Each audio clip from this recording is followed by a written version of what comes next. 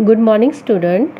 आज हम honeycomb text book class 7 chapter 1 3 questions का जो है दूसरा भाग सेकंड पार्ट जो है वो हम आज स्टार्ट करने वाले हैं। इसे स्टार्ट करने से पहले मैं आपको थोड़ा सा ब्रीफ में फर्स्ट पार्ट के जो हमने पहला पार्ट किया है उसकी ब्रीफ समरी आपको बताना चाहती हूँ कि कैसे एक देश का राजा जो है वो अपने 3 प्रश्नों के जवाब को ढूंढने के लिए उसने अपने सारे राज्य में अलग अलग जगह पे धूप फैला दिए और उसने ये संदेशा भिजवा दिया कि जो भी उसे आके उसके 3 प्रश्नों का जवाब देगा वो उसे बहुत सारा इनाम देगा और ढेर सारा उसको पैसा मिलेगा और उसको वहाँ पे वाइस मैन की काउंसिल में भी रखा जाएगा। तो राजा ने ये संदेश सुनने के बाद वहाँ पे बहुत से लोग राजा के दरबार में इकट्ठे हो चुके थे और वो राजा के प्रश्नों के अलग अलग तरीके से उसका जवाब दे रहे थे। कोई राजा को कह रहा था कि आपको पादरी से प्रीस्ट से कंसर्न करना चाहिए, कोई कह रहा है कि वाइस मैन की सलाह लेनी चाहिए, कोई डॉक्टर की, कोई सोल्जर की। ऐसे करते करते जो राजा है उसको बहुत से ऐसे जो लोगों ने उसको जवाब दिए, लेकिन राजा जो उन जवाबों से उसको कोई संतुष्टि नहीं हुई और वो उसे लगा कि ये लोग जो सब इन प्रश्नों के जो जवाब बता रहे हैं वो उसके मुताबिक नहीं है। दैट वाज नॉट सूटेबल कि वो आंसर जो है वो उस प्रश्नों के लिए सूटेबल नहीं थे, उसके अकॉर्डिंग वो आंसर नहीं दे रहे थे। तो राजा जो था वो अब क्या निराश हो चुका था और निराश होने का कारण उसका केवल उसके प्रश्नों का जवाब नहीं था।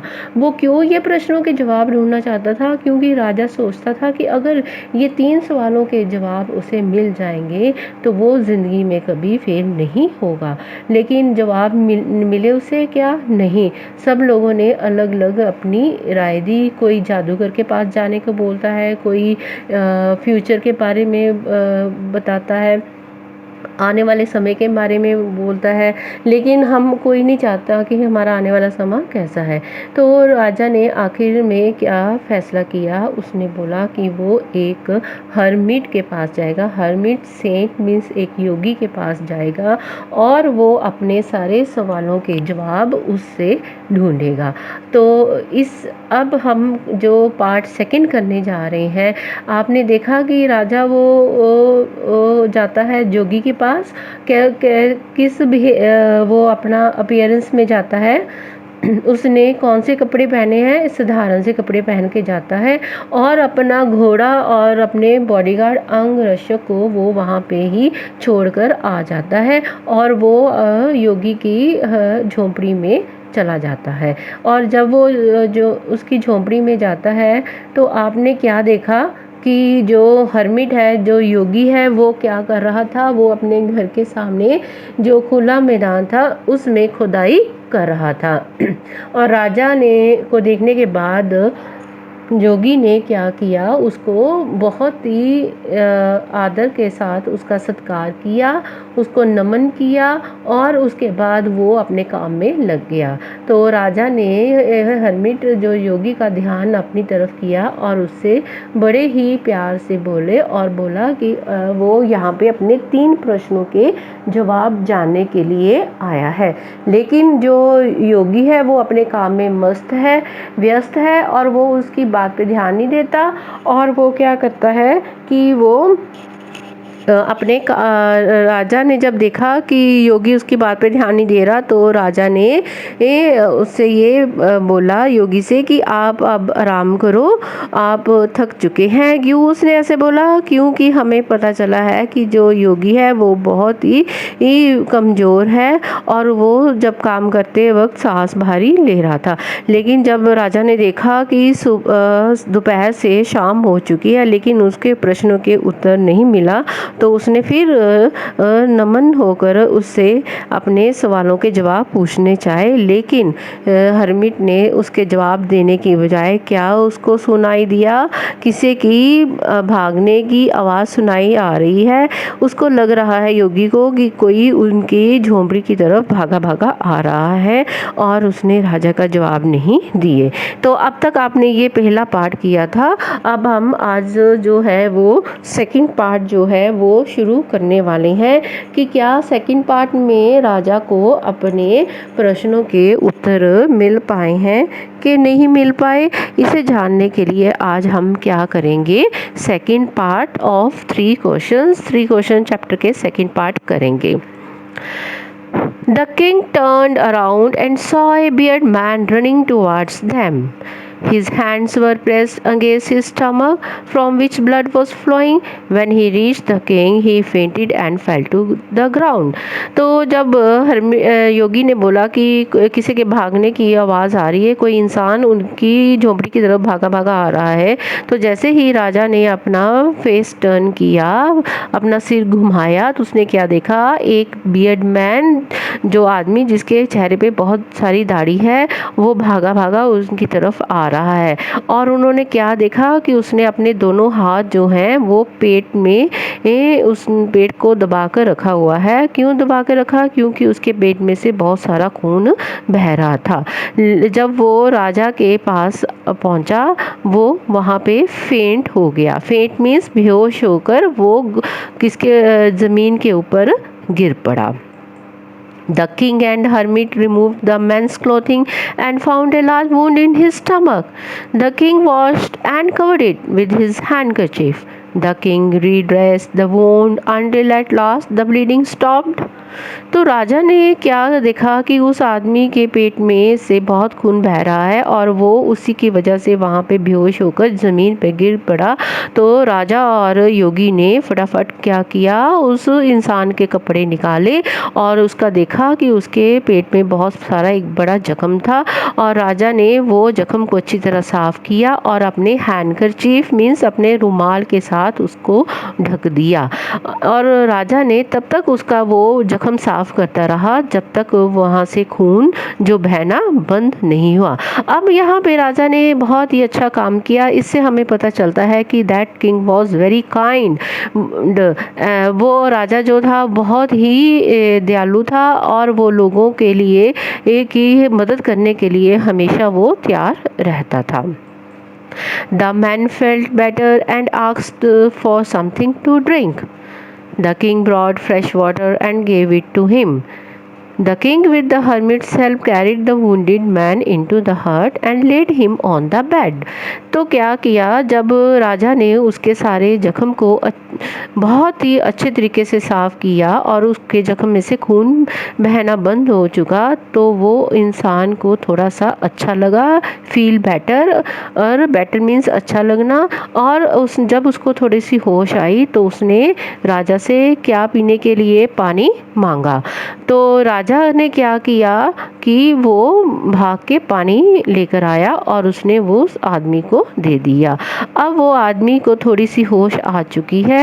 अब वो राजा ने क्या किया, योगी की मदद के साथ उस जख्मी इंसान को उठाकर योगी की झोंपड़ी में ले जाकर उसके बेड पर लिटा देते हैं। तो आप इस स्लाइड में देखो कैसे वो राजा जो है वो बियर्ड मैन के वूंड को कैसे साफ कर रहा है और योगी भी उसके पास बैठा है उसकी हेल्प के लिए। Forgive me, said the bearded man in a weak voice when he saw that the king was awake. I do not know you and have nothing to forgive for you, said the king. The strange bearded man said, I am that enemy of yours who swore revenge on you because you put my brother to death and seized my property. अब सुबह हो जाती है, तो जब वो beard man ने देखा कि राजा भी अब अपनी नींद से जाग चुका है, तो वो अपनी बहुत ही कमज़ोर आवाज़ में, वीक वॉइस, कमज़ोर आवाज़ में बोल रहा है, फॉरगिव मी, मुझे माफ़ कर दो। क्यों? उसने ऐसे बोला, लेकिन राजा को इस बारे में कोई संदेश नहीं था वो किस लिए माफ़ी मांग रहा है। तो राजा ने बोला कि I do not to know you and have nothing to forgive for you, कि मैं तो नहीं जानता तुम्हें और ना ही मैं तुम्हें किसके लिए माफ़ करूँ, तूने मेरे साथ क्या बुरा किया है जो तुम मुझसे माफ़ी मांग रहे हो। The strange beard man said, I am that enemy of yours who saw revenge on you because you put my brother to death and seize my property.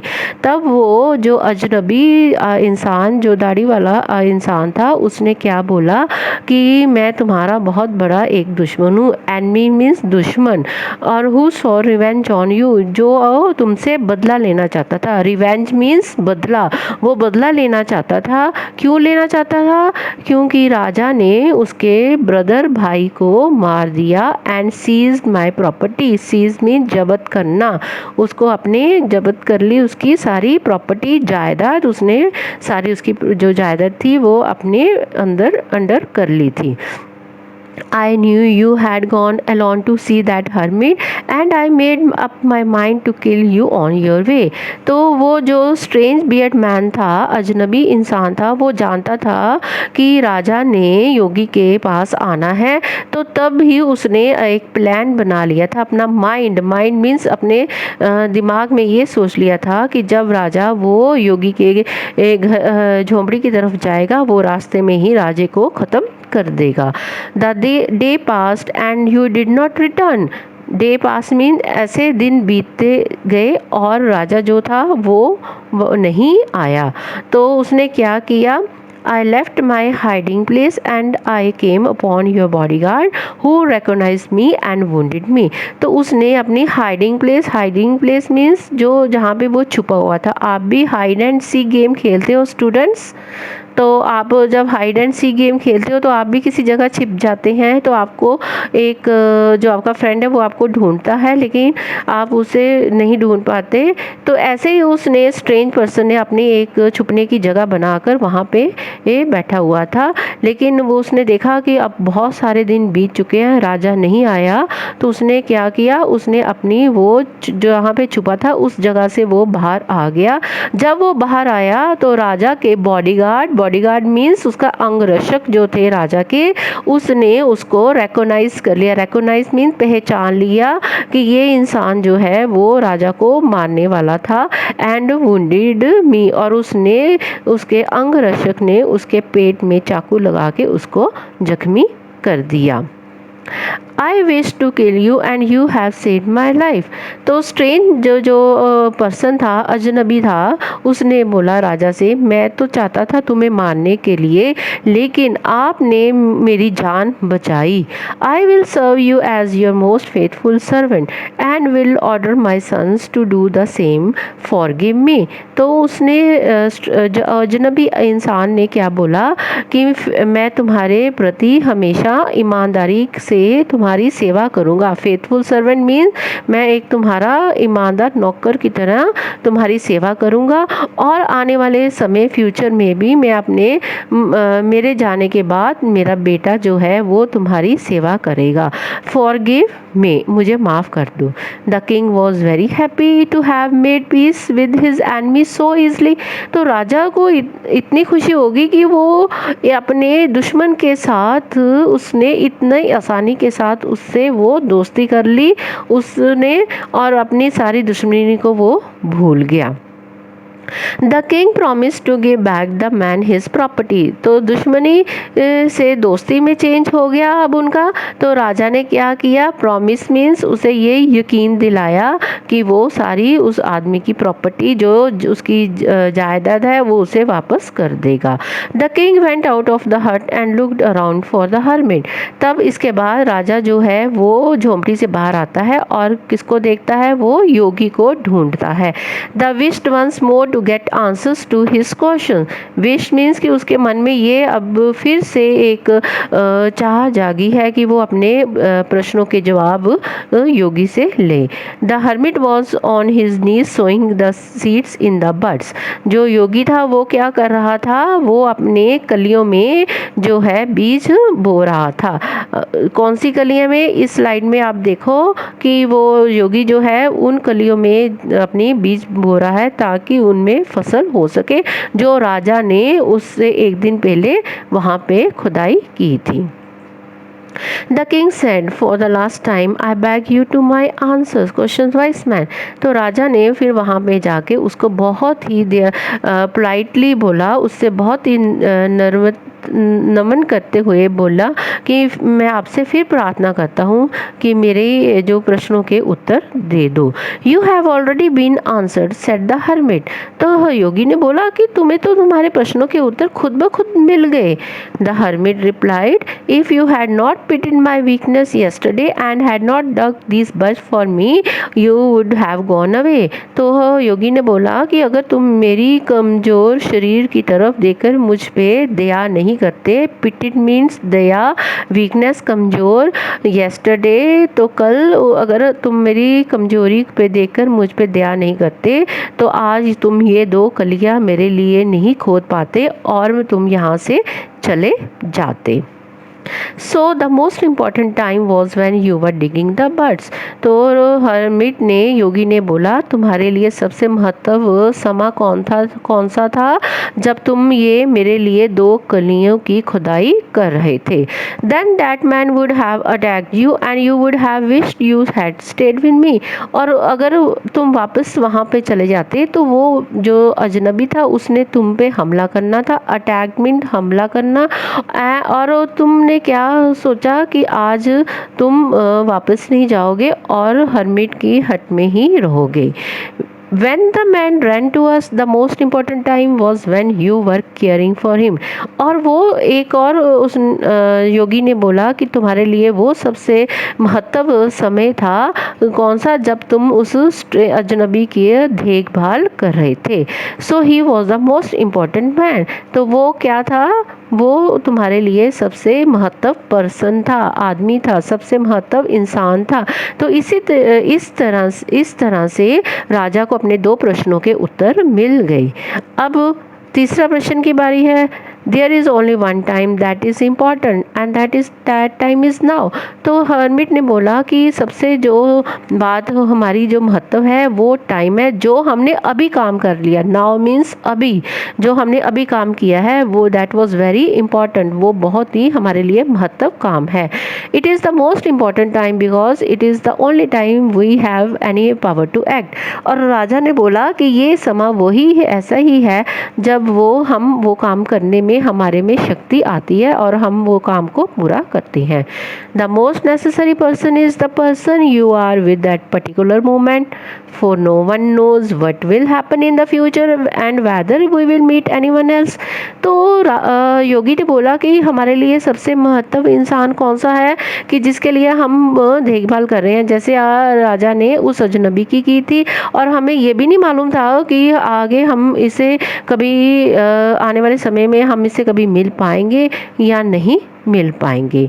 The most important business is to do that person good because we were sent in to this world for that purpose alone. तो राजा ने तीसरा जो सवाल का जवाब था उसने बोला कि योगी ने बोला कि हमारे लिए सबसे बड़ा महत्व काम क्या है कि भगवान ने हमें इंसान का रूप दिया है और इस संसार में भेजा है।